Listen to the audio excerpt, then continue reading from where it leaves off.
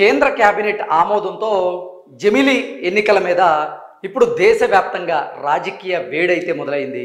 భారతీయ Janata party one nation one election పేరుతో ఇప్పుడు ఈ జమిలీ ఎన్నికలను తెర మీదకి తీసుకొచ్చినటువంటి నేపథ్యంలో అసలు ఈ జమిలీ ఎన్నికలు అంటే ఏంటి, ఈ జమిలీ ఎన్నికలు సాధ్యమవుతాయా లేదా, ఈ జమిలీ ఎన్నికల కోసం ఇప్పుడు భారత రాజ్యాంగంలోని ఏ ఆర్టికల్స్ని సవరణ చేయాల్సిన అవసరం ఉంది అనేది మనం ఒకసారి విశ్లేషణ చేసుకునేటువంటి ప్రయత్నం అయితే చేద్దాం.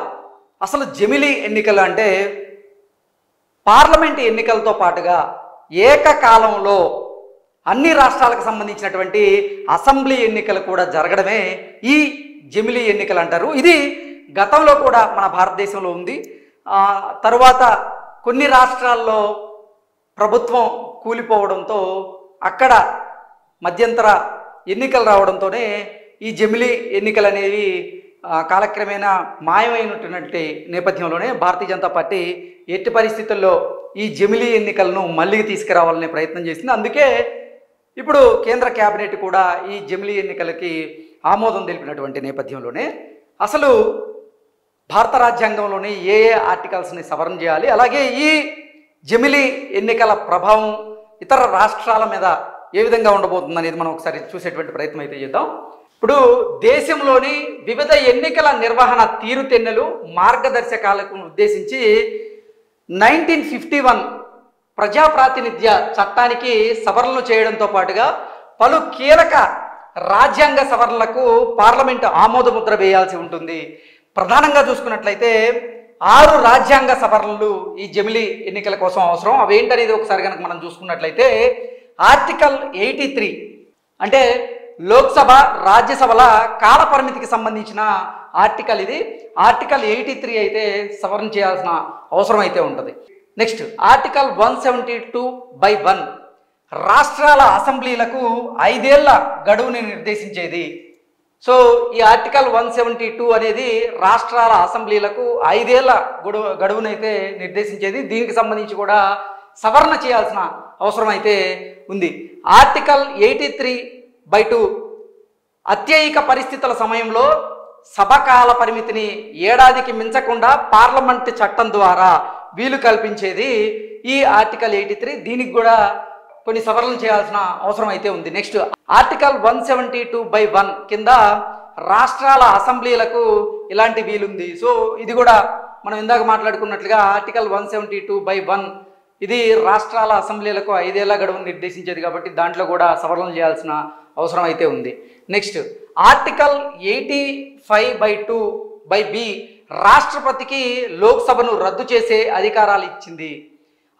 అదేవిధంగా ఆర్టికల్ 174/2/B కింద రాష్ట్ర అసెంబ్లీల రద్దు అధికారం గవర్నర్కు దఖలుపరిచింది.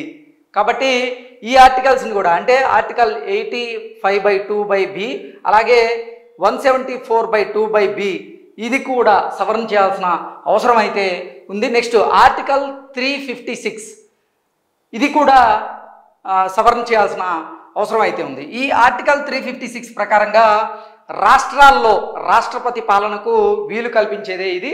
దానికి సంబంధించి కూడా కొన్ని సవరణలు చేయాల్సిన అవసరం అయితే ఉందన్నట్లుగా సమాచారం అందుతుంది. నెక్స్ట్ ఆర్టికల్ 324 ఎన్నికల కమిషన్ అధికారులకు సంబంధించింది. దీంట్లో కూడా ఈ సవరణలు ఏ అయితే ఉన్నాయో అది అవసరం అన్నట్లుగా మనకి సమాచారం అందుతుంది. నెక్స్ట్ పార్లమెంట్లో ఆమోదానికి అంటే పార్లమెంట్లో ఈ జమిలీ ఎన్నికల కోసం ఆమోదానికి కావాల్సిన బలాబలాలు ఏంటనేది మనం ఒకసారి చూసుకుందాం.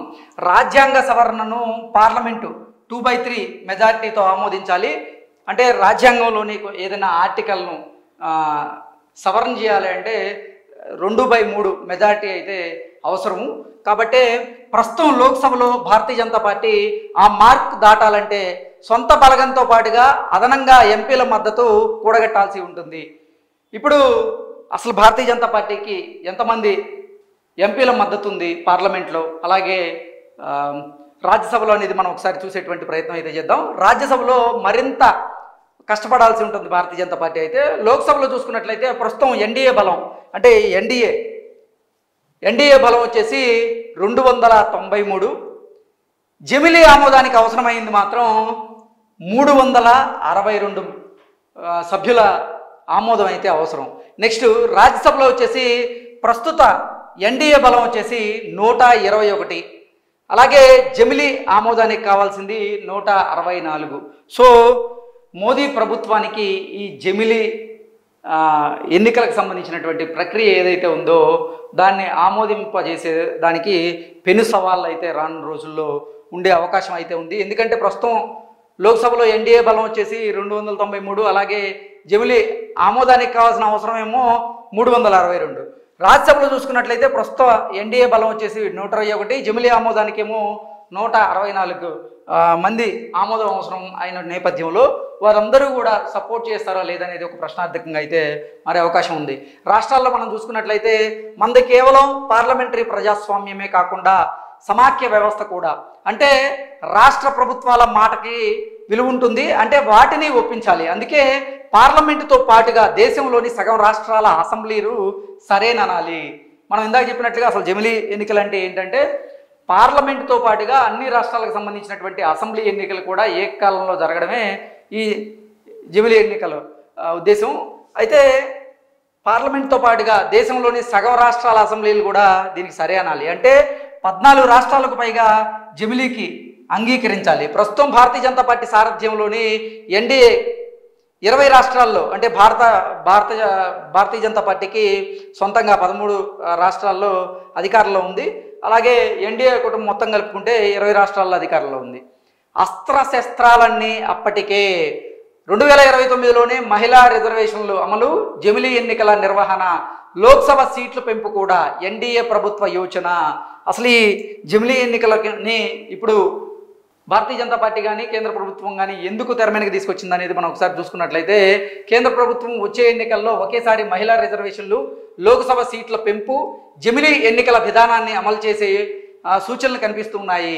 గత సార్వత్రిక ఎన్నికలకు 6 నెలల ముందు అంటే 2023 సెప్టెంబర్ 21న చట్టసభల్లో మహిళలకు 33% రిజర్వేషన్లు కల్పించే బిల్లు, అంటే భారత రాజ్యాంగంలోని 128 ఆర్టికల్ ప్రకారంగా రాజ్యాంగ సవరణను ఆమోదించి చట్టం తీసుకొచ్చినటువంటి ఎన్డీఏ ప్రభుత్వం దాని అమలును మాత్రం వాయిదా వేసింది. అంటే ఆర్టికల్ 128 దాంట్లో కొన్ని సవరణలు చేసింది. ఇప్పుడు చట్టసభల్లో మహిళలకి 33% రిజర్వేషన్లు కల్పించాలంటూ ఈ ఆర్టికల్ను సవరించిన నేపథ్యంలోనే ప్రభుత్వం దాన్ని అమలును మాత్రం వాయిదా వేసింది. ఈ చట్టం అమల్లోకి వచ్చిన తర్వాత చేపట్టే తొలి జనాభా లెక్కల ఆధారంగా నియోజకవర్గాల పునర్విభజన ప్రక్రియను నిర్వహించి మహిళలకు సీట్లు కేటాయించనున్నట్లు కేంద్ర ప్రభుత్వం బిల్లులో పేర్కొంది. ఈ సీట్లు 10-15 ఏళ్ల పాటు మహిళలకు రిజర్వ్ అవుతాయని తెలిపింది. ఏదైతే మహిళలకి కేటాయిస్తా అది 10-15 ఏళ్ల పాటు మహిళలకే కొనసాగేలాగా కూడా ఆ చట్టం తీసుకురాబోతుంది. ఇప్పుడు భారతీయ జనతా పార్టీ వ్యూహం ఏంటంటే ఈ జమిలీ ఎన్నికల మీద ఇప్పుడు అవగాహన కల్పిస్తూనే 2029 ఎన్నికల కోసం భారతీయ జనతా పార్టీ సిద్ధమవుతూ ఈ జమిలీ ఎన్నికలను అయితే తెర మీదకి తీసుకొచ్చింది. జమిలీ ఎన్నికల ద్వారా లబ్ధి పొందాలని ఇప్పుడు భారతీయ జనతా పార్టీ ప్రయత్నం చేస్తుంది. ఏకకాలంలోనే పార్లమెంట్తో పాటుగా అన్ని రాష్ట్రాలకు సంబంధించినటువంటి ఎన్నికలు జరిగేలాగా భారతీయ జనతా పార్టీ పావులు కదుపుతున్నప్పటికీ ఇది భారతీయ జనతా పార్టీకి అలాగే నరేంద్ర మోదీ ప్రభుత్వానికి అయితే పెను సవాళ్ళతో కూడుకున్నదిగా మనం చెప్పుకోవచ్చు. ఎందుకంటే ఇప్పుడు ఇది ఆమోదాన్ని పొందాలి అంటే భారతీయ ఎన్డీఏకి ఉన్నటువంటి సభ్యుల సంఖ్య మనం చూసాము, అవసరమైన సంఖ్య కూడా మనం చూసాము. ఎంతమంది సపోర్ట్ ఇస్తారనేది రానున్న రోజుల్లో మనకు అర్థమవుతుంది.